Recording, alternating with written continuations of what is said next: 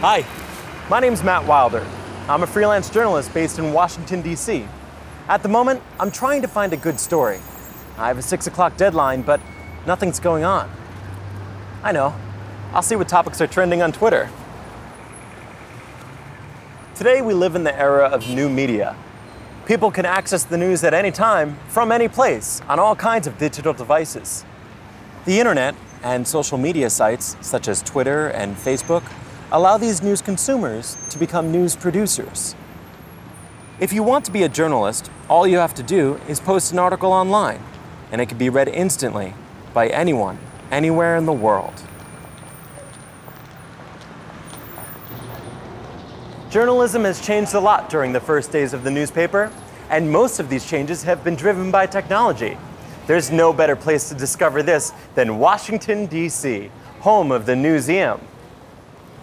There are over 30,000 newspapers here, covering over 500 years of news. This is the Boston Newsletter, thought to be the first continuously published newspaper in North America. This edition, from 1718, reports on the sensational killing of Edward Teach, better known as Blackbeard, believed to be one of the most dangerous pirates at the time. Reporting in the early days of journalism must have been very difficult. Journalists would ride their horses to the nearest town that had a printing press.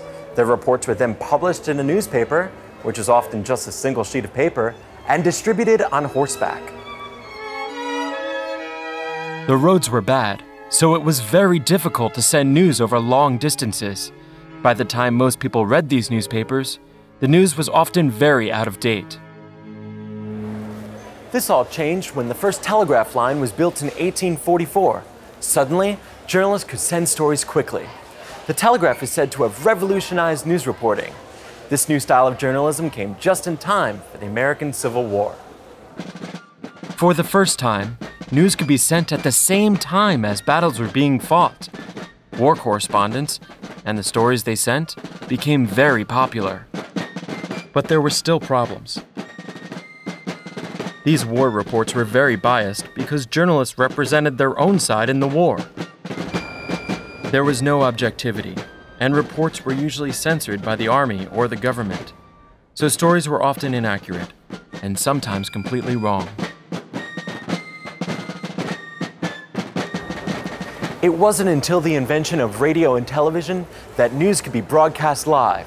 This completely transformed news and created the age of the mass media, where news could be communicated to a huge audience. Throughout the 20th century, demand for news stories increased, and news technology continued to advance.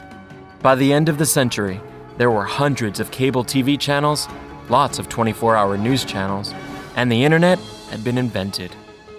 Suddenly, we were in the information age. This is the HP New Media Gallery. It shows the news as it is today.